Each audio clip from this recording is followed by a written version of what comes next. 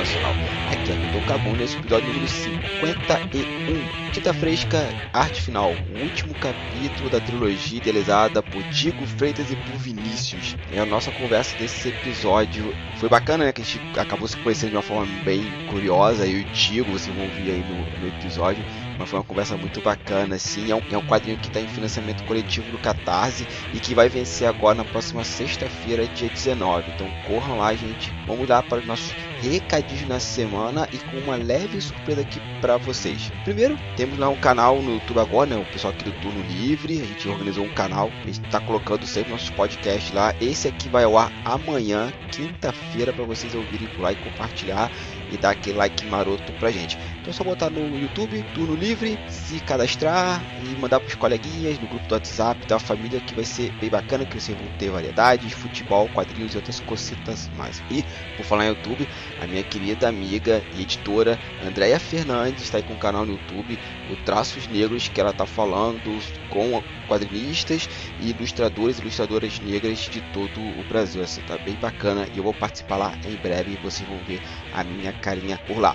Link aqui na postagem. Continuando no YouTube, temos um podcast lá que é do coletivo RPG Girls, que é um coletivo, né, de meninas que elas estão organizando mesas de RPG, né? Já organizam há algum tempo, inclusive, mesas de RPGs deixadas para meninas em um ambiente mais seguro para elas, assim, porque a gente sabe que tem muita gente babaca no meio do RPG, não só no RPG, mas no RPG, nos games e por aí vai. Fiz a participação numa revista eletrônica chamada Toró, do meu querido amigo Igor Afonso. Eu escrevi um texto lá sobre quadrinhos, se os quadrinhos vão acabar ou não, e tá o link aqui na postagem também. Foi bem legal, né? Tem pouco que não escrevia nada tão pessoal assim. Eu achei bacana escrever sobre isso, que é uma coisa que eu tenho discutido muito. Eu ouço muita gente falar que os quadrinhos vão acabar, perderam relevância e por aí vai. Também, esse mês eu tive uma participação desenhando o banner do site Pão com Lixo, que é um site sobre quadrinhos e cultura pop. Tá aqui linkado também. Participei do podcast Canal dos Pops, do meu querido amigo Roberto, que eu tive o prazer de conhecer aqui na Irlanda, né? Estudamos junto um curso de inglês por um tempo. E ele tá com um canal bem legal, ele e outros amigos, assim. Então vão lá, confira a minha entrevista, foi rapidinho, foram 30 minutos, mas foi um papo bem legal, assim. E nas minhas andanças aí pela internet, eu encontrei um canal bem legal, né? Um canal não, uma página no Facebook do Equilátero, que a proposta deles é você escolher os rumos do quadrinho. Então eles fazem uma votação e as alternativas mais escolhidas é que eles vão seguindo aquela linha. Então tá bem legal, tem uma história bem interessante sobre o Equilátero, sobre um triângulo amoroso. E tá linkado aqui tanto a página deles no Facebook como o site para vocês acompanharem. Não só essa, mas tem outras histórias também que seguem a mesma proposta. Para encerrar aqui nossos recadinhos, nós temos a campanha contínua no Apoia-se da quadrinista Charin, que é Rose of Crisada. Link aqui na postagem também. E mantendo a minha promessa do começo do ano, temos aqui uma vinhetinha para vocês. Lendo seus recados. Temos leituras de comentários do episódio 50, gente. Então tem pouco que a gente não ouvia a vinheta, né? A voz da Simone, também que eu não fazia isso. E sempre que vocês escreverem aí, eu vou estar aqui falando com vocês sobre essa leitura de comentários. Ainda não sei se vai ser aqui no início do programa ou se vai ser depois. Então o volume de comentários que vai determinar isso. Por enquanto, estamos aqui no início do episódio. E foi a minha querida amiga Thaís Linhares que escreveu o seguinte: cara, amei essa edição super. E logo na especial de 50. Parabéns, Super Cabuna. E ela continua: super me identifiquei com o lance da toxicidade afastando games. É uma das coisas que faz eu desligar o chat e só fazer guilda com os meus filhos. É foda, né? Assim, a gente tem essa toxicidade toda, essa galera que fascista, nazi-fascista, para ser melhor a expressão, que precisa destruir as outras pessoas, precisa querer humilhar elas, até para compensar uma coisa que eles não têm, né? Que é alma, assim, nem nazi-fascista não é nem gente, né? Acho que no mundo decente a gente poderia bater nessas pessoas que não ia ter problema nenhum, talvez uma modalidade olímpica, né? Bater em nazi-fascistas, quem criasse mais estrago ganharia. Mas é isso, agora falando sério, é uma pena a gente conviver nesse mundo, as plataformas não fazerem nada contra, simplesmente banir, mas banir você vai lá, faz outra conta de e-mail e joga por lá. E tá tudo certo. Acho que essas pessoas deveriam ser punidas, as empresas deveriam pegar, mandar para as delegacias de crimes virtuais. A gente tem uma legislação mais dura com essa galera para poder realmente punir. Independente, assim, a criança tem 12 anos, que os pais paguem pelo crime que façam alguma coisa. Enquanto a gente continuar com isso, com essa leviandade, esses nazifascistas proliferam e as empresas ficam ali fazendo o papel da egípcia, né? Mas é isso, é isso. Vamos lutar por um mundo melhor assim, ou quem sabe criar plataformas mais inclusivas e que possa afastar e punir essas pessoas severamente. Thaís, obrigadão pelos comentários daqui e novamente, pessoal, comenta aí que eu vou lendo com vocês. E pra gente fechar aqui esses recadinhos que já estão grandes, vão lá no Turno Livre, temos alguns episódios novos. Semana passada saiu o Papo Canela Mundo número 2. Mais ligas voltando na Europa, né? Estou aqui acompanhando os retornos do futebol aqui pela Europa, né? Assim, não tem estádio, não tem torcida nos estádios, nada disso. Mas aí o Felipe Canela e a trupe lá falam isso melhor do que eu. E também temos o Mr. Play número 1, Pensamentos no Chuveiro. Quem é que nunca teve aquele momento de iluminação no chuveiro?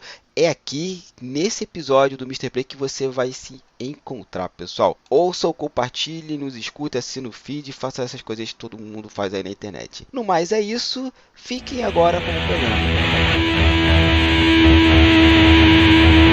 E começando mais um Quadrinhos e Narrativas, hoje vamos falar sobre quadrinhos, campanha no Catarse, colorização e outras cositas mais. Tô aqui com o Diego Freitas, que a gente está no mesmo grupo do WhatsApp, mas eu descobri tem pouquíssimo tempo. E ele tá com a sua campanha Tinta Fresca Arte Final, que, se não me engano, é o 3º ou 4º volume da série. Então, Diego, muito obrigado por estar aqui no Quadrinhos e Narrativas. Eu que agradeço aí o convite, Hamilton. Obrigadão pelo convite. Eu posso chamar de Hamilton? Você prefere Cabuna? O que você prefere? Tanto faz, Hamilton, Cabuna, tá liberado. Então, beleza. Agradecer o convite. O podcast, como eu estava falando para você, eu já até assinava já e não sabia, não relacionava a pessoa ao podcast. Então, foi em dobro aí. Cara, você postou, acho que foi no grupo de quadrinhos independentes no Facebook, uma imagem da sua produção do seu game. Aí o Denis comentou e eu vi. Aí eu peguei aquela tua imagem e postei num grupo que eu gerencio, né? Que era minha antiga turma de desenho, agora virou um grupo secreto Facebook do podcast. E botei lá, que eu falei, gente, tá aqui, ó, um cara que tá produzindo quadrinho e tem um videogame, vai sair, não sei o que, umas imagens. Então a gente começou a conversar sobre. Bicho, eu nunca ia imaginar que a gente tava no mesmo grupo do WhatsApp, assim, nunca ia passar na minha cabeça. Esse mundo é muito esquisito mesmo, né, cara? A gente vai se trombando por aí, que é muito bom, né, cara? É uma das coisas que me deixa mais feliz da comunidade dos quadrinhos, da galera que fala português, né, que a gente se tromba e são muitas pessoas legais, assim. As pessoas chatas são exceção, por isso até que a gente fica sabendo o nome de cor dos idiotas, porque os legais a gente sabe, tem tanta gente, sabe? É muito massa. Sim, pode crer. É isso, né? A galera que é pela saca, a gente é tão pouca que a gente fica sabendo o nome e consegue não ter mais contato, assim, não consumir obra, não fazer nada, nem falar com essas pessoas. Pelo menos eu corto relações, assim. Mas vamos lá, então. As apresentações aqui já clássicas, né? A pergunta clássica aqui do podcast. Diego Freitas, quem é você na fila do pão? Pergunta clássica, né? Bom, eu sou um brasileirinho aqui de Campinas, São Paulo, né? Eu produzo histórias e quadrinhos faz um tempo. Eu digo que eu produzo desde 2010, assim, porque foi quando eu abri o meu site. Então eu considero o meu lançamento como pseudo-quadrinista quando eu lancei o meu primeiro site, que era um blog, mas todo o conteúdo desse blog foi migrado para um.com.br em cerca de 2 meses, eu acho. E eu importei os posts de lá, então ele meio que é o mesmo site, né? E desde 2010 eu tô publicando tirinhas online, né? Eu tive vários personagens aí. E a cada ano a gente tá tentando produzir mais e melhor, né? Principalmente manter a produção online, que é uma coisa que eu valorizo pra caramba, né? Eu sempre me apresento como um cara que produz quadrinho na internet, né? Porque publicar no site também é publicar, né? Não é só publicar digital, a gente tem que entender que o futuro vai ser a publicação digital. Por mais que eu amo quadrinho impresso, né? Inclusive a campanha que a gente vai falar hoje é para pegar o dinheiro para imprimir um quadrinho que eu estou produzindo, Mas eu acho que a gente tem sabe, cada vez mais focar no digital para que cheguem mais pessoas. Então eu tô nessa daí desde 2010. Desse ano fez 10 anos que eu tô publicando no meu site, então eu falo que eu sou há 10 anos quadrinista. Também sou programador, então por isso do jogo, né? Tenho formação na área de programação. E eu sou autor, né, da série Tinta Fresca, junto com o meu amigo Vinícius Gressana. A gente já publicou 2 volumes, um de 2016, O Destino Traçado, e 2018 a gente publicou Linha de Frente, que são histórias bem legais. Aí a gente vai discutindo mais sobre ela no papo. Ah, beleza. Cara, você falou uma coisa sobre digital, né? E isso é uma coisa que eu bato muito na tecla. Até porque o meu mestrado é sobre digital, é um desenvolvimento de uma plataforma para quadrinhos digitais independentes. E eu falo muito para as pessoas, a gente vai ter o físico, e eu sou apaixonado pelo físico, mas da mesma forma que a gente tem o vinil, ou CD, né? Não sei como tá aí no Brasil, mas aqui na Irlanda é muito comum você ter o Spotify com a música e a pessoa gosta tanto que vai lá compra o vinil e compra o CD. Mas quem quer consumir só a música ou ler só o quadrinho, vai pro digital. Não tem como. Foi o que você falou e eu concordo muito contigo. Eu acredito que a gente vai ter um consumo de quadrinhos no digital, no virtual, mas eu quero físico, beleza, então eu vou imprimir por demanda, vou imprimir e mandar para tua casa, a pessoa vai ter uma relação de colecionismo da mesma forma que tem um vinil. Sim, como eu disse, eu acho que é o futuro. E a gente vai ter que aceitar isso, não tem jeito. Não dá pra gente ficar falando que o impresso vai ser a prioridade para sempre, porque ele já não é mais tão lido quanto o digital, né? Você pode ver o pessoal que está acompanhando esses webtoons, tapas, essas coisas, tem muito mais leitor do que no leitor físico, né? Uma galera que está acompanhando o quadrinho digital. Então a gente tem que ir para esse rumo aí de publicar as coisas, seja no formato vertical, que a galera tá lendo no celular, ou no formato tradicional de e-book mesmo, de página. Mas a gente continua fazendo impresso porque é legal, né? Eu amo. Aliás, eu leio muito pouco digital. Apesar de eu vender essa ideia de que todo mundo tem que ler digital e tal, pra mim ainda é mais gostoso eu pegar, sabe, carregar debaixo do braço, e aí eu pego e ponho perto do olho e olho, sabe, fico sentindo a mídia. Uhum. E eu gosto de conhecer o autor, encontrar o autor no evento e pegar o autógrafo dele, colocar na minha biblioteca e tal. Então ainda tem esse fetiche da mercadoria, né, que a gente fala. Sim. Pra você ter o produto e tal. Mas, se você quer só ler, eu sempre coloco os meus produtos à venda digital também, porque às vezes a pessoa quer só o PDF, ela só quer pegar e ler. E, cara, na moral, eu não me importo com pirataria. Assim. Tipo, você quer pegar o meu PDF e subir num site X, cara, vai lá. Eu não vou ser o cara que vai meter um DSR, eu acho. DRM. Isso, DRM. Que vai travar o meu arquivo. Não, cara, você baixou, você tem o arquivo, você quer jogar em qualquer lugar, joga, cara. Eu não vou perder venda por causa disso, sabe? Às vezes até ajuda. Já aconteceu várias vezes das pessoas terem contato com o meu material sem ser eu que estou divulgando e foi muito bom pra mim. Então, eu sou o cara que não me importo muito. Mas eu acho que tem gente que vive disso, né? Uhum. Que vive de vender o digital dela e tal. Então, para essas pessoas, assim, eu entendo que elas queiram segurança e que não vá parar num site de pirataria de livro. Mas pra gente que é uma coisa meio... É um extra, o digital, então a gente não precisa se preocupar tanto com isso. Cara, eu ainda vou ter que gravar um podcast sobre essa coisa digital e relações digitais, que acho que eu tô me devendo, até porque eu tô lendo pra caramba sobre isso e não tô encontrando uma válvula de escape. Agora, conversando contigo, me veio a cabeça que acho que gravar um podcast sobre isso, né? Porque a gente está indo para esse novo mundo, né? Até com a pandemia, nós não temos mais a relação de comprar o quadrinho. Pelo menos aqui na Irlanda você tem muita comic shop. Então hoje eu não posso mais sair para comprar os quadrinhos. Estou lendo digital. Aí eu já tenho uma 50%. 50% da minha leitura é digital e 50% é física. Tem alguns quadrinhos que eu leio digitais, eu gosto muito, vou lá e pego o físico, porque, como você bem falou, digo, é o fetiche do material, né? Como é que você falou? O fetiche? Fetiche da mercadoria. É um termo de marxista, eu acho, que se eu não me engano. Uhum, sim, eu tenho muito isso. Mas, indo aqui na pauta, como é que você, digo, começou a ler quadrinhos? Com que idade? Como é que foi? Como é que começa a relação de leitura, né? De leitor, apreciador de quadrinhos, para depois passar pro produtor?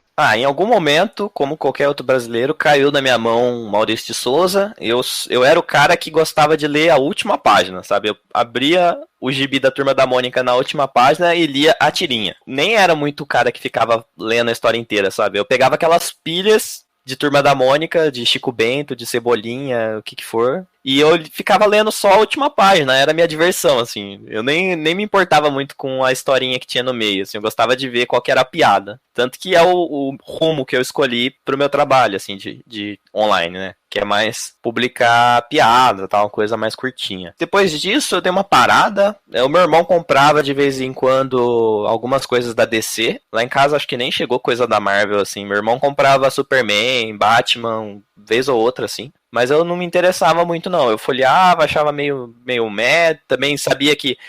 Eu sabia que na banca era muito confuso você ler na ordem, sabe? Porque eu não sabia o que era um sebo, sabe? Uhum. Pra mim, quadrinho de editora era uma coisa muito estranha. O que eu tava mais acostumado era pegar uma revista Herói, dos anos 90 lá, pra quem era, lembra. Que tinha essa revista Herói e ela falava dos quadrinhos que estavam sendo lançados, tipo, tem essa história do Cavaleiro do Zodíaco que não tem desenho ainda, tem essa história do Dragon Ball que não passou no Brasil ainda, e eu ficava, caraca, olha esses desenhos, que legal, quero ler isso. E esse foi o contato, assim, que eu tinha, que eu queria ter contato, mas eu não tive, né? E depois de muitos anos, aí, quando saiu os mangás da Conrad, né? Primeiro Cavaleiro do Zodíaco e Dragon Ball, que foram os que saíram primeiro aqui. Uhum, lembro. Aí que começou essa minha paixão, sabe? De ler, acompanhar, comprar todos. Mesmo que eu não tinha grana pra comprar todos, mas como eu já assisti o desenho, meio que dava pra acompanhar, porque eu perdia 1, 2 números lá, porque eu não tinha dinheiro pra comprar todos, né? Porque criança é foda, né? Criança não tem. Mesmo que o bagulho custava, acho que era 1,50, coisa assim. Mas eu não tinha esse dinheiro. Então às vezes, quando eu tinha, eu ia lá, comprava, e no outro mês eu não tinha. Era muito quadrinho. E aí eu não conseguia acompanhar. Mas eu li muito. Sempre tive o sonho de completar a coleção. Depois a Panini relançou tudo, aí eu comprei, felizmente. Consegui completar meu Dragon Ball aqui. Eu parei de novo de ler quadrinhos por um tempo. Mais tarde eu comecei a ler muita tirinha online. E aí, depois das tirinhas online, que eu comecei a fazer as minhas tirinhas e aí foi, assim, aí eu fui pro FIC em 2011. Em 2011 eu conheci o quadrinho independente brasileiro, que eu não sabia que existia. Isso faz 9 anos, parece que faz muito mais tempo, mas faz só 9 anos. E aí eu conheci a galera, esses quadrinhos, né, muito fanzine, assim, tipo, simples, né? A galera fazia com uma impressora em casa, ou levava numa gráfica rápida e fazia. E tinha muita coisa legal, assim, e isso mexeu muito com a minha cabeça. Eu quis mudar o meu trabalho totalmente, assim, porque até então a única coisa que eu fazia era colorir as tirinhas e publicar no meu site, assim. E aí quando eu fui pro FIC, eu vi que tinha mais do que isso, né? E eu comecei a me estudar, a correr atrás, a comprar muita coisa. Eu voltava, cada evento que eu ia nessa época, eu trazia 1 metro de quadrinho, assim. O meu emprego eu ganhava um valor ok, sobrava bastante dinheiro. Então eu ia no evento, eu estourava, cara. Eu comprava o independente a rodo, assim, pra conhecer o que as pessoas estavam fazendo. Porque eu também queria entrar nisso, sabe? E aí, em 2013, no FIC, ainda não tinha CCXP, né? Foi ter só no ano seguinte. Fiz o meu quadrinho, eu imprimi o Pedreiro, que é uma coletânea de tirinhas de cantada de pedreiro, que eu fiz numa época. Hoje não é um material que eu me orgulho muito, eu acho que tem muito problema, né? Apesar de ser uma sátira, né? Porque eu peguei o personagem do pedreiro galanteador mal educado da rua, machista e tal. Era uma tiração de sarro com ele, mas ao mesmo tempo que não era muito legal pra mim de ter uma carreira construída em cima disso, sabe? Por mais que seja uma piada, não era uma coisa que eu me orgulhava muito. Então eu fiz esse livro, vendeu bem, tal, vendi ele por acho que 3 anos. Aí eu meio que cansei de vender ele e mudei o rumo da minha carreira por causa disso. Você já respondeu inclusive a segunda, né? Que como é que você vai começar nesse mundo dos quadrinhos? Você fala que fez essa tirinha do pedreiro, né? O pedreiro galanteador. Gostei muito desse termo. E depois você vai mudar o rumo da sua produção. Aí é nesse momento desse rumo é que você começa a pensar em tinta fresca? Foi. Eu queria criar uma história mais longa, alguma coisa interessante, né? E eu tava aberto a qualquer possibilidade, assim. Por mim, podia ser qualquer coisa, sabe? E aí eu sempre conto essa história de que tinha um amigo meu, ele tava indo comigo num bar de banda cover, assim, que a gente ia escutar alguma banda cover X, assim, eu acho que era AC/DC. E ele falou, nossa, Digo, você tinha que desenhar uma história que o cara desenha as coisas e elas viram realidade. Aí eu falei, mas isso é meio manjado, né? Tipo, já aconteceu tanto isso, sei lá, já deve ter 1 milhão de filme, livro e quadrinho sobre isso. Eu deixei meio assim, de lado essa ideia, né? Mas ela ficou na minha cabeça, sabe? De tipo, pô, se eu fizesse, como que eu faria? E eu comecei a pensar, bom, se eu for fazer, tinha que ser uma coisa bem diferente, assim. Que não fosse o que eu já li. Que não fosse um personagem adulto, branco, numa cidade que parece Nova York, sabe? Que usa um colã e que voa, ou que fosse um shonen de lutinha, tipo Dragon Ball. Eu não queria fazer uma coisa que fosse nada do que eu já li. Apesar de ter muita influência do que eu já li, óbvio, né? Porque o que a gente produz tem muito a ver com o que a gente lê, né? Uhum. E eu sou apaixonado em Dragon Ball e Full Metal, essas coisas. Eu acho muito legal, mas a hora que você vai sentar para produzir, você tem que pensar se você vai produzir mais do mesmo ou você quer produzir uma coisa interessante que chame atenção, assim. E aí eu comecei a pensar, falei, bom, e se ele usar o spray para fazer os desenhos dele? Eu falei, legal, então ele vai ser um grafiteiro, um pichador. Então, ele vai ser um pichador, então acho legal colocar um garoto negro, acho, porque já que eu não quero fazer uma coisa muito padrão, né, e o grafite, ele faz parte da cultura do hip hop, né. Uhum. E aí eu comecei a pesquisar sobre isso e tal, falei, mas se eu for fazer sobre um pouco da cultura hip hop no meu quadrinho, eu quero colocar de uma forma que também não seja estereotipado, né? Porque o estereótipo do adolescente do movimento hip hop, ele é pobre, da periferia e tal. E eu falei, não, o Ícaro, ele vai ser um cara que ele é um adolescente que ele estuda numa escola particular, mas ele sofre, né, todos os preconceitos em relação a isso. E eu parti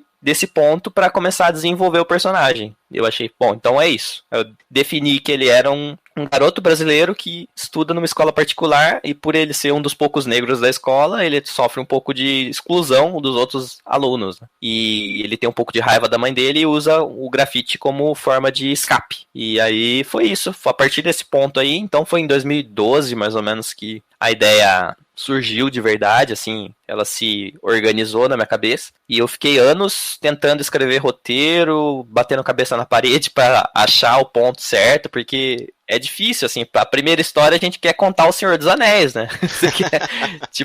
Você quer criar aquela saga, é super normal, e muita gente chega em mim contando essa história de tipo, tem uma ideia de uma saga muito legal. Eu falo, cara, não começa numa saga, sabe? Começa contando uma história pequena. E foi isso que eu fiz com Tinta Fresca, assim, eu peguei e falei, beleza, ele vai ser um herói, mas como é que vai ser a origem dele?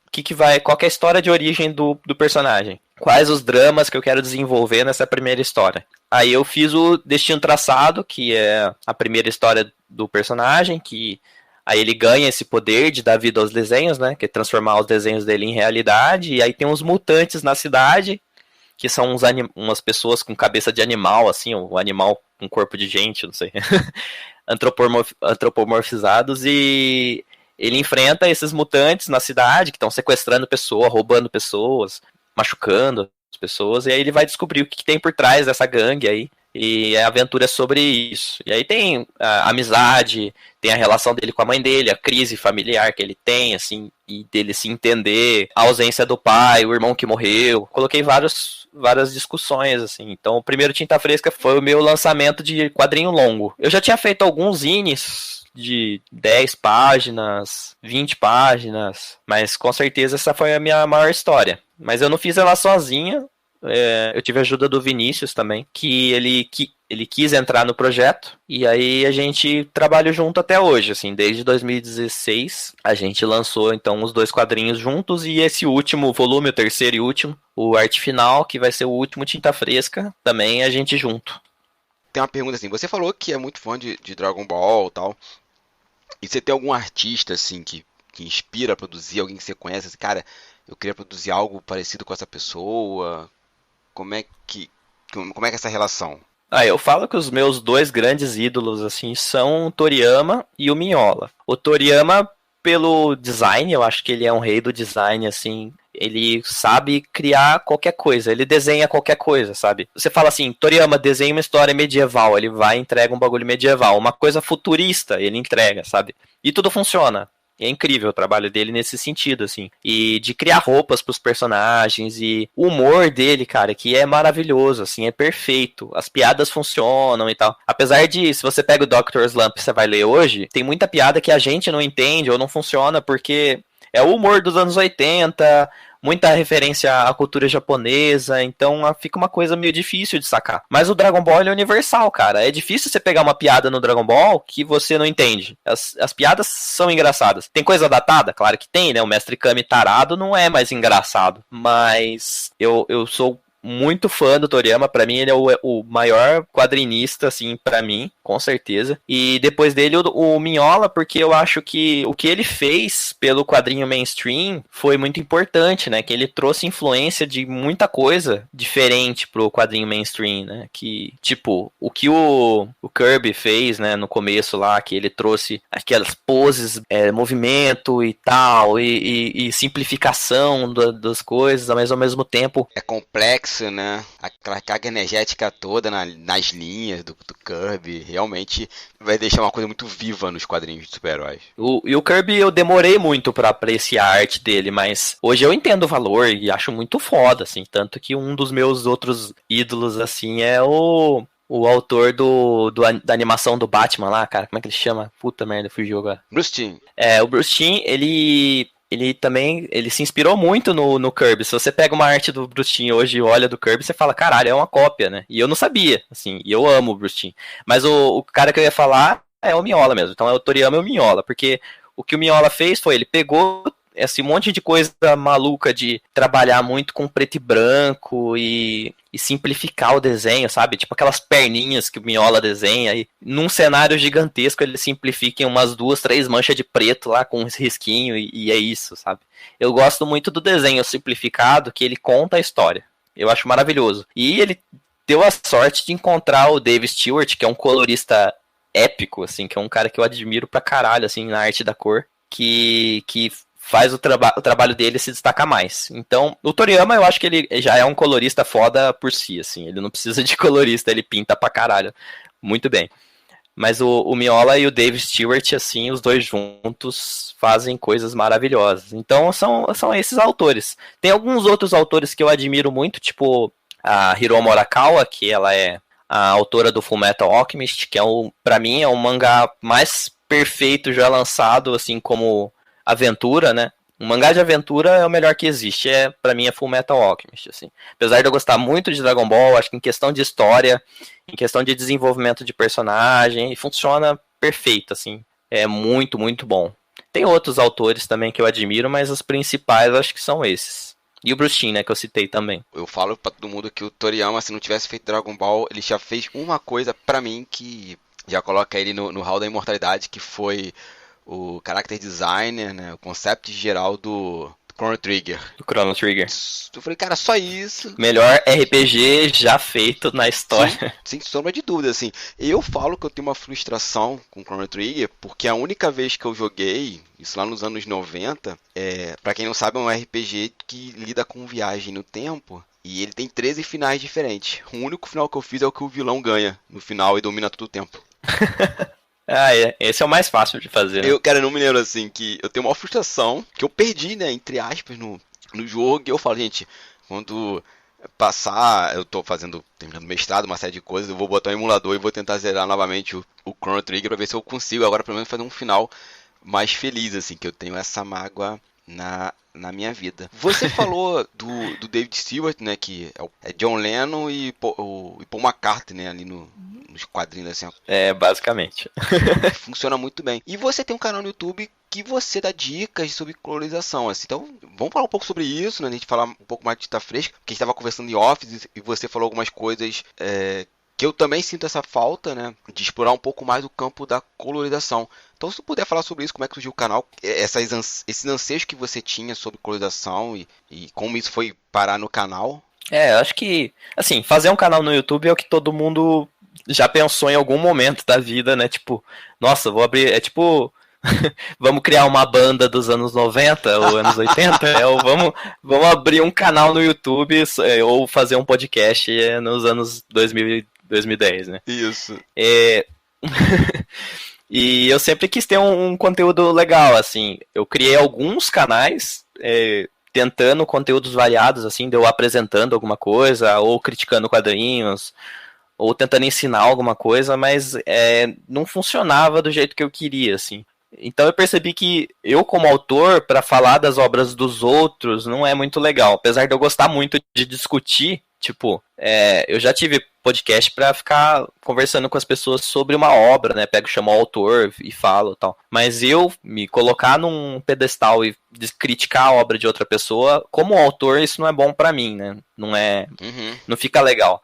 Então eu falei, já que eu não posso fazer isso, eu vou focar na parte de ensinar, então, que é uma coisa que eu acho legal, assim, de passar conteúdo que eu tenho, porque, assim, em 10 anos a gente aprende algumas coisinhas aí legal que dá pra compartilhar, né? Tipo, conhecimentos na área de como montar um livro, ou como pintar um quadrinho, ou como desenhar isso, aquilo. Tem coisas que eu não me considero um mestre, assim, eu não acho que a minha arte final é muito foda, ou que eu sou muito criativo na questão de criar personagem e tal. Mas na parte da cor, eu acho que eu faço um trabalho legal, assim, eu gosto do que eu faço, eu olho hoje os quadrinhos que eu já fiz e eu acho bacana. Então eu acho que as pessoas sempre elogiaram as cores dos dois Tinta Frescas foram bastante elogiadas, assim, porque a galera compara muito com o que é lançado por aqui, né, das cores que os outros autores fazem e tal.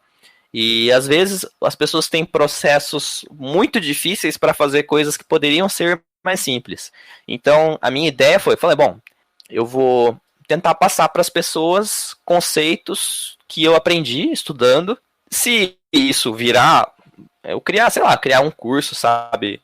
Vender algumas das aulas, por a maioria online, mas uma ou outra aula eu fecho para pagar os custos que de eu ficar editando vídeo, ou ficar gravando, tudo isso toma tempo, né? Então, o objetivo ainda é, né? Criar um canal que tenha muito conteúdo gratuito, uma outra aula que o pessoal, se gosta do curso, vai lá, se inscreve, compra a aula que ele achar interessante, e aí ele vai ter um conteúdo um pouco mais aprofundado. Ou quem sabe te contrata para ter aula particular. Tipo o que o Rafa Pinheiro tá fazendo, tal, de dar mentoria pra galera, né? Isso. E muito do conteúdo que eu quero passar nesse canal que eu criei, que chama Metaquadro, a ideia dele é basicamente passar o que eu aprendi no curso que eu fiz com o Marcelo Maiolo. O Maiolo, para quem não conhece, é um colorista brasileiro, um dos maiores que a gente tem aqui no Brasil, né? A gente tem a Fabi, tem o Maiolo, a gente tem a Cris Petter, a Nath. Tem algumas coloristas aí que estão com nome grande aí, né? E ele assim, para mim, é o maior do Brasil hoje. É um grande colorista. Colore muita coisa muito rápido, com muita qualidade, assim. E tem um estilo próprio que é muito legal. Então, se eu vi esse conteúdo do Maiolo num curso que eu fiz com ele, acho que foram 3 meses, com aulas semanais, passou esse conteúdo e tal, só que aí logo depois que ele deu esse curso pra gente, ele falou que não ia mais dar esse curso, porque ele queria focar em trabalhar, sabe? Ele não queria ficar dando aula pra ninguém, ele queria mais trabalhar mesmo e fazer as coisas que ele gosta. E eu fiquei muito chateado, porque é um curso que eu falo pra todo mundo, cara, isso mudou a forma que eu vejo a colorização de quadrinhos, como eu vejo o processo, sabe, de colorir quadrinhos. Porque eu já tinha visto o processo da Cris Petter, mas eu não é um processo que eu me identifiquei, sabe? Eu acho que funciona pra ela e tal, acho legal. Mas eu achei o do Maiolo sensacional, porque ele é muito dinâmico. Ele é muito fácil de você fazer correções e você tá sempre com as camadas separadas e tal. Então é um conteúdo muito massa que pouca gente usa. Eu não vejo o pessoal falando, vou usar máscara, mas tipo, é muito raro. Fala, que máscara? Não, eu seleciono a cor e vou selecionando uma a uma. Mas, cara, demora muito você ficar escolhendo a cor. E, por exemplo, de uma página para outra, se você quer manter as mesmas cores, aí você tem que ficar com a página aberta, você fica copiando paleta, sabe? dá muito trabalho esse formato antigo de ficar com conta-gota. Então, a ideia de passar esse conteúdo do Maiolo pra frente, né? Na verdade, não é nem mais do Maiolo, né? É uma mistura do que eu já fazia com o que ele faz. E aí eu peguei, misturei e falei, bom, eu gosto de fazer assim, e eu acho que seria legal se as pessoas pudessem aprender pelo menos um pouco disso. E aí eu tô passando pra frente, sabe? E eu não tenho vergonha nem nada de falar que é um conteúdo do Maiolo. Ele sabe que, assim, boa parte do que ele faz e como ele ensinou, a gente que fez o curso com ele há 6 anos atrás, não tem mais ninguém ensinando isso. Então, acho que se não tem ninguém ensinando, acho que não tem problema da gente passar pra frente, né? Então, basicamente, é passar esses conhecimentos aí. Não, até porque o próprio... Como é que é o nome? Marcelo Maiolo? O próprio Maiolo, né, já não quer lecionar. Não sei se hoje ele mudou de ideia, mas até então ele não quer lecionar. E o conhecimento não pode ser destruído, né? Não pode ser perdido, né? E vou falar que tem uma coisa muito curiosa, que eu trabalho com software livre, né? Eu trabalho com GIMP, Krita, MyPaint. Eu sempre quis colorir, mas nunca profissionalmente falando, assim. Mas assim, adianta você fazer uma cor flat e tal, passar por colorir e tudo isso. E eu peguei uma dica sua, um tutorial do Lanterna Verde. Fazer o flat, né? Isso, que é o John Stewart. Eu gostei muito que você já fala para fazer a paleta de cores separada numa camada extra. Te falar, eu nunca pensei nisso. Eu fazia na mesma...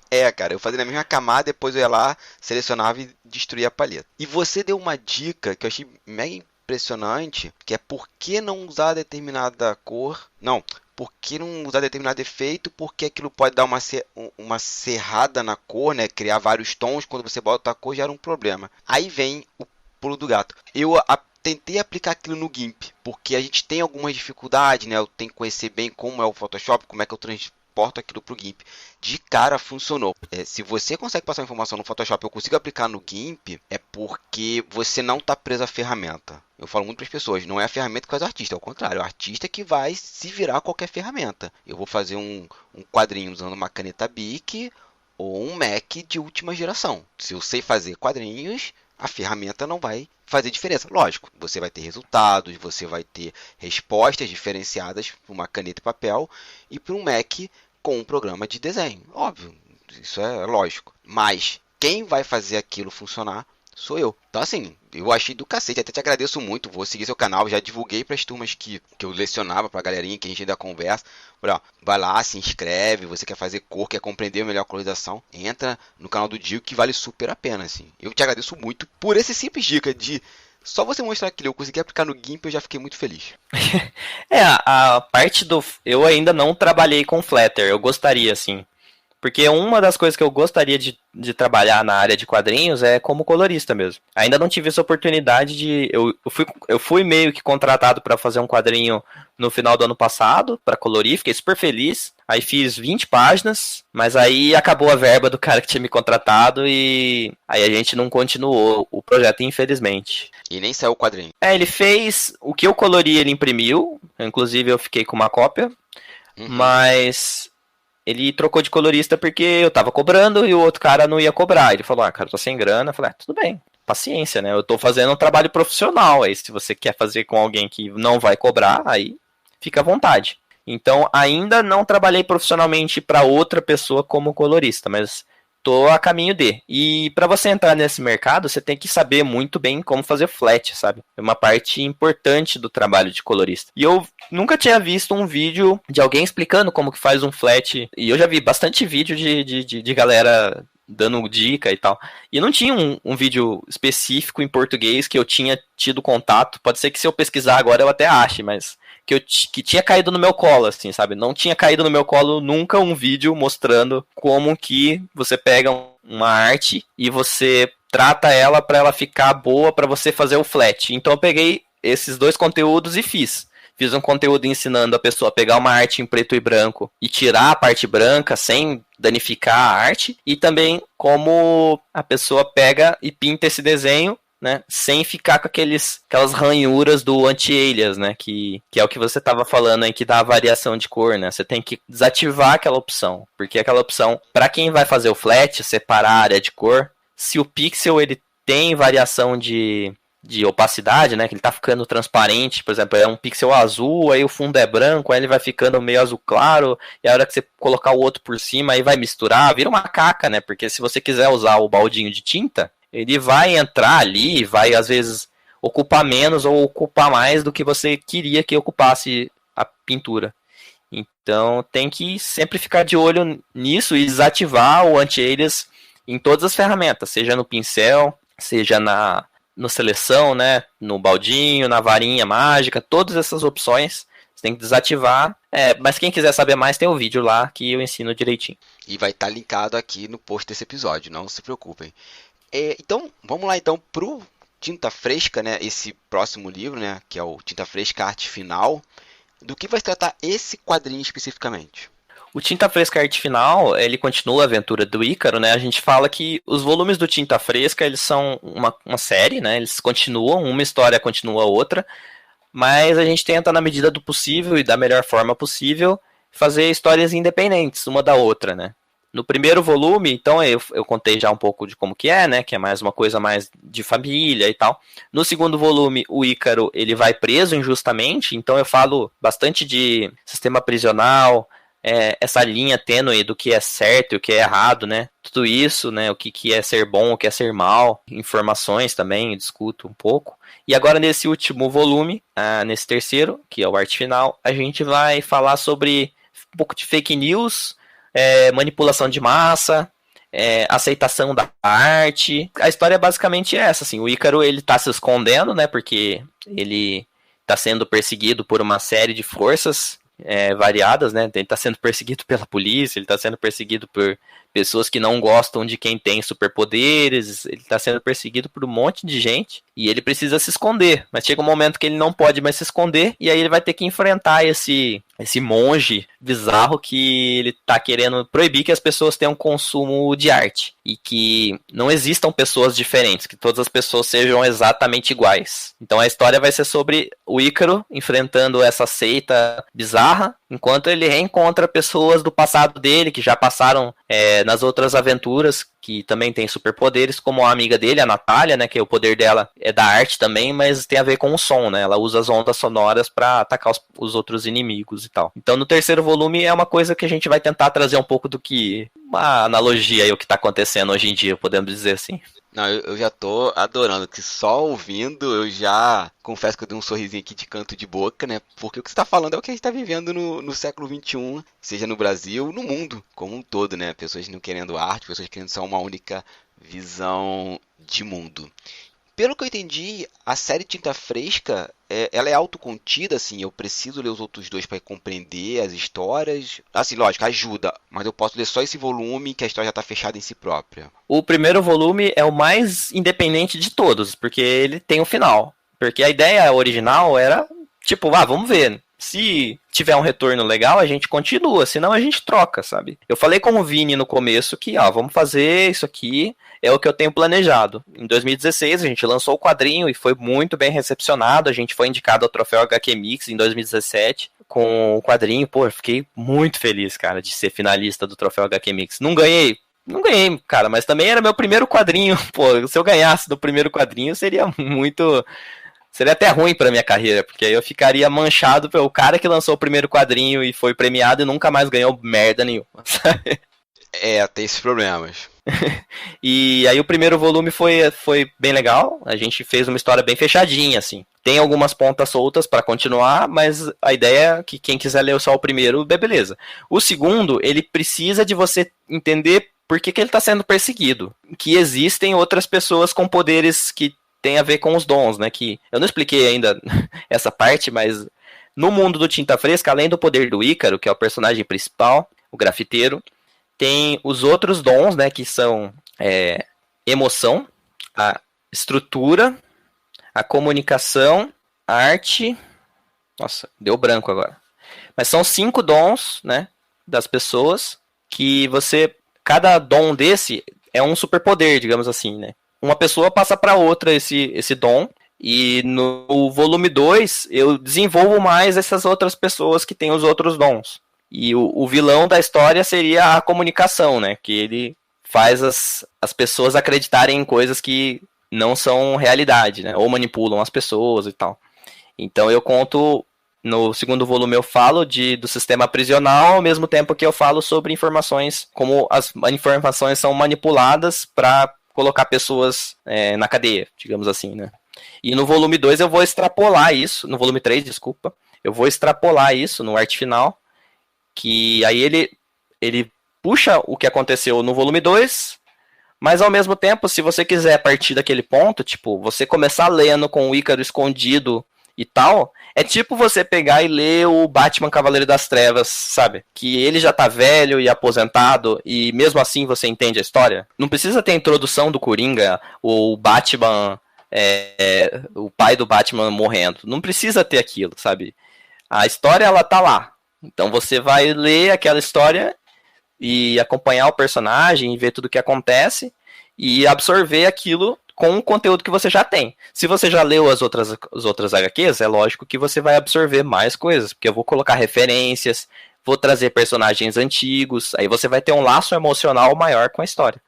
Mas é bem tranquilo para ler. Esse último, principalmente, a gente está muito focado em entregar a melhor experiência para a pessoa que nunca viu Tinta Fresca na vida. Porque às vezes a pessoa vai ler o 3 porque gostou da capa, sabe? E aí fala, pô, que legal, queria saber o que acontece nos outros. E aí ela vai atrás dos outros para completar a coleção. Então vai ser bem tranquilo. Para quem quiser ler o terceiro, tá livre. Ótimo. E assim, e como é que surgiu a parceria entre você e o Vinícius Gressana? Acho que faltou eu explicar essa parte, que em 2014 eu tentei publicar o Tinta Fresca online.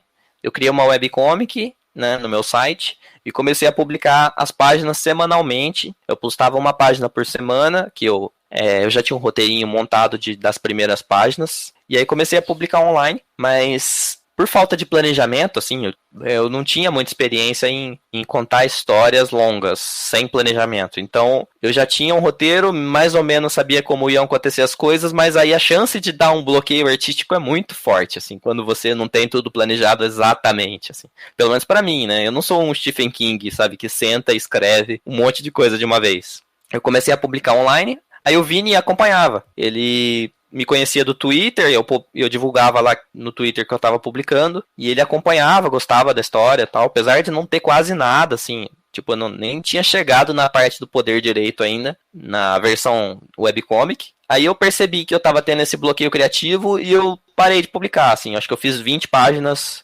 e desisti. Aí o Vini ficou super chateado e tal, mas eu sabia que era porque eu precisava de um tempo, assim.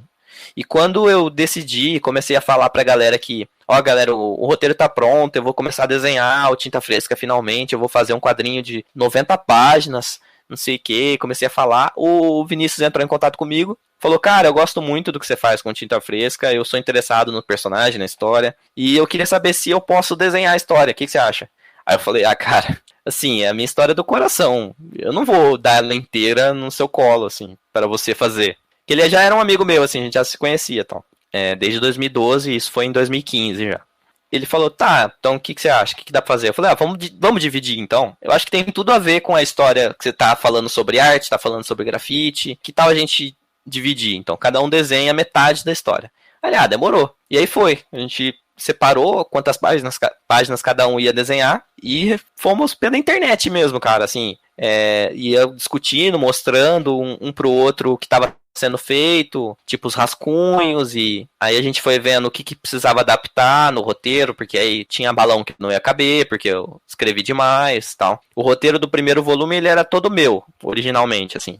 Aí o Vini ajudou a dar uma simplificada nos diálogos, e no final eu reescrevi muita coisa, porque eu fiz o curso do Sidão de edição de quadrinhos, do Sidney Guzman, e aí com esse curso do Sidney eu consegui ver o meu trabalho e o trabalho do Vini de uma forma um pouco mais profissional, e aí eu consegui dar um acabamento final, assim, que foi o que deu essa indicação ao HQ Mix, de melhor publicação independente, que a gente fez um bagulho que, por mais que seja a primeira publicação mais longa nossa, ela tem um acabamento mais profissional, assim, né, não é uma... Você não olha e fala que é uma primeira aventura de dois jovens quadrinistas, é uma coisa um pouco mais bem acabada. Apesar da capa hoje eu acho muito simples, eu faria outra capa, mas naquela época foi o que a gente conseguiu fazer e deu bem certo, cara, foi muito legal. Então a nossa parceria começou aí e conforme as coisas foram dando certo, a gente continuou fazendo junto. Mas a gente decidiu que eram só 3 histórias, não dá pra ficar a vida inteira desenhando a mesma série, né? Tem que tocar o barco e fazer outras coisas.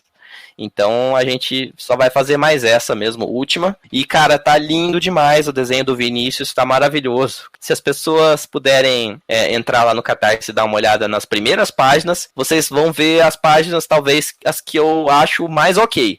Porque as que eu tô recebendo prontas, desenhadas, elas estão tão lindas, tão lindas, tão lindas. Tipo, já é bonito as 7 páginas que estão no Catarse. Eu não vou falar que são páginas feias. Elas são lindas. Já estão muito legal. Eu colori com capricho e tal. Mas ele tá desenhando demais, cara. E cada página que eu recebo tá mais linda que a outra. Assim. O cara desenha muito. Eu muito orgulhoso de fazer essa parceria com o Vinícius. Que além de ser um cara de gente boa, é talentoso pra caramba. Pô, maravilha. Uma das coisas que fez esse cast surgir, que a gente comentou lá atrás, foi que a gente tava num grupo de quadrinhos no Facebook. Você postou umas páginas... umas imagens de um game que você está produzindo no seu universo, né, e com o Vinícius. O Denis comentou, eu acabei vendo tal e compartilhei aquilo. E você pincelou que é formado em programação, trabalha com isso. Então como é que surgiu a ideia do game? E qual é a história do game? Ela complementa alguma coisa? É uma aventura à parte? Como é que aconteceu isso? E o mais importante para mim, que sou do rolê Linux, ele vai ser disponibilizado para quais plataformas? Massa. Boa pergunta. Vamos começar do começo então. Eu falei que eu comecei a desenhar e fazer quadrinho em 2010, né? Nessa época eu estava fazendo a minha faculdade de engenharia de computação. Eu fiz 5 anos de engenharia de computação e eu já tinha feito 2 anos de técnico de informática. E eu já trabalhava com programação nessa época, né? Aliás, eu comecei a programar, eu tinha uns 11 anos de idade, assim. Então, eu já sou meio prodígio. E eu, inclusive, fazia jogo no RPG Maker, né? Com essa idade. Que me iniciou muita gente aí no mundo da programação e do desenvolvimento de jogos. Foi meu ganha-pão por muito tempo. Fazer programas, fazer site, etc. Até o ano passado ainda era o meu emprego. E eu gosto muito de desenhar pixel art, assim. E eu fiz um primeiro pixel art, assim, num programinha que eu baixei pra celular, porque eu queria desenhar no celular e não conseguia desenhar, porque meu celular era muito ruim. E aí eu baixei um aplicativo de fazer pixel art. E aí eu fiz o personagem do Ícaro, pequenininho, assim, e postei no Instagram. Falei pra galera, que legal o Ícaro, já pensou se eu faço um jogo? E aí bateu na minha cabeça, peraí, e se eu fizer um jogo, sabe? Virou a sementinha, assim, ela já começou a desenvolver ali na minha cabeça. E aí eu peguei e comecei a procurar plataformas que fossem interessantes para eu fazer isso. E eu encontrei uma que é software livre, aí você que gosta de Linux, que chama Godot, Godot, né? Que ela é maravilhosa, ela começou assim muito simplesinha, eu peguei ela na versão 1, eu acho. E ela foi evoluindo muito rápido, assim, desde que eu comecei a fazer o jogo em 2017 pra cá, já saíram 2 versões muito diferentes, assim, ele tá se aproximando muito do Unity, né, que é o maior programa pra fazer jogo hoje em dia, é o Unity, assim. E ele tá pegando muita coisa do Unity e fazendo parecido, assim, então fica fácil para você olhar as 2 interfaces e falar, caraca, é gratuito, mas é muito bom. E eu comecei a pesquisar bastante sobre essa ferramenta do Godot e tô desenvolvendo aí desde 2017 o jogo. Ele teve muita mudança porque eu tinha uma ideia, depois eu tinha outra, aí eu refazia todo o gráfico, aí eu refazia toda a física do jogo. Eu tenho essa mania de ficar refazendo muitas coisas, assim, quando eu não gosto. E isso toma muito tempo. Hoje mesmo, hoje é o último dia para eu fechar a demo e mandar pro pessoal que apoiou em 2018. Porque eu não acho justo eu entregar para o pessoal de 2020 o jogo antes de entregar para o pessoal de 2018, que já está esperando o jogo faz tempo. Assim. Hoje eu vou fechar uma demo do jogo, que vai ter a primeira fase completa. Mas, tipo, ainda hoje de manhã eu tava refazendo o áudio, sabe? Tipo, não gosto desse som, vou fazer outro som aqui. Então eu perco muito tempo com essa coisa de ficar refazendo, que é um problema de foco que eu tenho, assim, com programação. Mas na sua pergunta é um jogo de plataforma, né? Que o Ícaro vai soltar uns sprays, assim, como se fosse um tiro, né? E esse spray dele vai tanto destruir os inimigos da tela, que são os mutantezinhos do primeiro volume, quanto criar coisas. Então vai ter um grafite na parede com um desenho de uma caixa. Aí se ele dá uma sprayada nessa caixa, vira uma caixa de verdade, né? Vai ter algumas coisas nesse sentido no jogo. Muito bacana. Que é uma mecânica que eu fiquei muito orgulhoso de ter pensado, assim. Porque eu queria colocar alguma coisa do quadrinho no jogo, né? Aí uma coisa que eu tava conversando com o Vinícius desses dias é de que o jogo ele vai ser transmídia. Então ele vai ser uma expansão da história do quadrinho. coisas que acontecem no quadrinho vão ser representadas no jogo, claro que não exatamente iguais, mas parecido, assim, o que acontece. E cenas que aconteceram ou que não foram muito bem explicadas no quadrinho, aí a gente desenvolve um pouco mais no jogo. Então o jogo vai ser meio que um fill-in do que aconteceu na história, mas não foi mostrado no quadrinho. Então o jogo vai ser um complemento para trazer a galera do quadrinho pro jogo e a galera do jogo pro quadrinho. Então a gente faz um cruzamento aí para quem gostar da história do jogo, pode ir ler o quadrinho, né? E eu tô com planos muito legais assim desse desenvolvimento desse jogo. Se o primeiro jogo der certo, a gente vai fazer um segundo jogo foda. Mas isso pro futuro, né? Eu tô há 4 anos, 3 anos fazendo o primeiro jogo, então. E eu nem. Tipo, é pra fechar uma demo de uma fase. E você sozinho, né? Sozinho. Eu fiz tudo no jogo. Todo o gráfico, todo o som, eu fiz a música, então é difícil, cara, você fazer um jogo sozinho. Mas agora eu já acumulei bastante experiência, e o Godot agora já é uma casinha mais confortável para eu morar do que era em 2017, que eu tinha caído de paraquedas lá, o cara que só sabia fazer jogo no RPG Maker. E a última pergunta que você fez é para quais plataformas que vai sair? Eu pretendo lançar para Windows, né, padrão, para Android e também para Linux. É fácil de exportar para Linux, então não custa nada eu exportar também. Então vai ter a versão Linux também. E, aliás, esse Godot, ele também tem uma opção para você fazer uma versão web com HTML5. Então dá para colocar também num site para a pessoa jogar. Mas o desempenho dele fica muito baixo, né? Porque aí você perde muita coisa gráfica que você poderia utilizar. Assim. Dá para fazer um jogo simples, mas se ele começar a ficar muito pesado, às vezes ele não renderiza legal. Eu vou fazer uns testes e tal. Eu já fiz um teste, funcionou, mas eu não sei como é que vai ficar o desempenho disso num jogo maior. Bom, é mesmo assim, né, cara? É quase um resgate dos... Nem sei se existe ainda, né? Mas era quase um resgate daqueles joguinhos Flash que te botava no browser, né? Essa proposta do Godot. Sim, sim, sim. O jogo, os jogos em HTML5 são uma realidade. Inclusive tem emulador em HTML5 que a galera tá fazendo aí. Cara, tipo, você joga Super Nintendo no emulador de HTML5, sabe? Online. Online. Então, Diego, o que você e o Vinícius planejam pro universo de Tinta Fresca? E nossa ideia então é publicar esse último quadrinho, né? Fazer a trilogia aí. Nerd adora a trilogia, então a gente vai fechar em 3. Talvez aí, se a meta do quadrinho der certo, a gente fazer com uma box, né? Pra gente colocar os 3 volumes dentro, pra ficar bem legal, assim. Você botar na prateleira ali com a box e tal, com uma arte bem bonita. Isso se bater a meta extra, né? Mas a gente vai parar de fazer o Tinta Fresca como quadrinho. E aí o próximo passo, se a gente... Claro, vai depender de muita coisa, mas a ideia é seguir nesse transmídia. Então, continuar fazendo jogos do Tinta Fresca, adaptar o segundo quadrinho, né? Fazer uma aventura na prisão que ele vai ter e depois fora da prisão, né? Que a história tem 2 momentos. E vamos ver o que o futuro nos reserva, né? Mas a ideia é continuar trazer o personagem para os jogos, expandir essa ideia dos personagens, dos dons, essa mitologia toda e trazer para o pessoal dos videogames. Aí, quem sabe a gente não encontra um nicho novo para receber essa história e conhecer os personagens.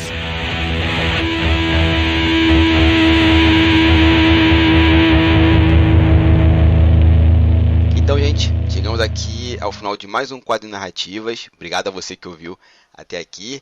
Obrigado ao Diego por ter vindo aqui na casa, né? A gente se conhecer nessa internet da vida, essas coincidências todas, mas no final tudo dá muito certo. Bicho, mais uma vez, obrigado por estar aqui no quadro de narrativas. A casa é sua, pode dar ideia, a gente bater outros papos, falar sobre outros papos futuros. E fique livre agora para fazer o seu jabá. Eu que gostaria de agradecer aí o espaço. Eu acho que a gente tem um espaço para discutir quadrinho. Quanto mais tiver, melhor para todo mundo, tanto para quem gosta de escutar podcast de quadrinhos, né? Tipo eu escuto todos possíveis, inclusive de coisa que eu nunca li, né? Que eu fico escutando podcast de quadrinho de Marvel e eu nem leio essas coisas assim. Tipo, eu tenho aqui algumas coisas, mas eu nem leio. Então, quanto mais podcast de quadrinho tiver, cara, escutem. E eu acho muito legal participar. Então gostaria de agradecer o espaço, foi muito legal. Espero que o pessoal que ouviu o programa tenha gostado. Eu gostaria de convidar o pessoal, principalmente, a visitar lá a campanha no Catarse, né? Hoje, se o quadrinho, o podcast está sendo lançado aí no dia 17, então vocês têm até daqui 2 dias, até o dia 19 de junho de 2020, para apoiar lá no Catarse. Você vai garantir o seu quadrinho aí com preço promocional, com frete incluído. Você vai ter o autógrafo dos 2 autores, porque é uma coisa mais difícil de conseguir, porque depois eu vou vender na minha loja, o Vini vai vender na loja dele, e aí você não vai ter o autógrafo dos 2 autores, aí você vai ganhar marca-página, vai ganhar, tem recompensa que ganha desenho, tem recompensa que você compra os 3 quadrinhos de uma vez, recebe tudo autografado, então tem várias recompensas. Se você quiser entrar lá e conhecer, é Catarse, com S no final, no SE, né? .me/arte final, tá? Arte final. Aí você entra lá e você vai ter o vídeo lá que eu explico o projeto, tem um texto que tá tudo explicadinho, bonitinho lá, e a história vocês já entenderam mais ou menos, mas lá tem mais detalhes, tá, galera? Além do Catarse, que é o principal que a gente veio discutir aqui, eu tenho também um perfil no Instagram, pra quem gosta de tirinha, se você curte tirinha, cara, eu tô publicando lá no @vidadecãohq.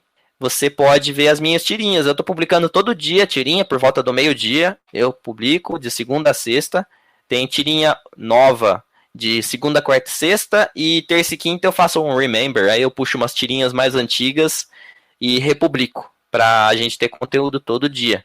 Então, se você curte um conteúdo de humor, né, tiração de sarro, aí eu conto umas coisas que acontecem comigo, meu cachorro, com a minha esposa. Eu falo de desenho, falo de computador, falo de tudo. Tá tudo lá nas tirinhas lá, Vida de Cão. Na verdade é minha Vida de Cão, mas no arroba é @Vida de Cão HQ. E é isso.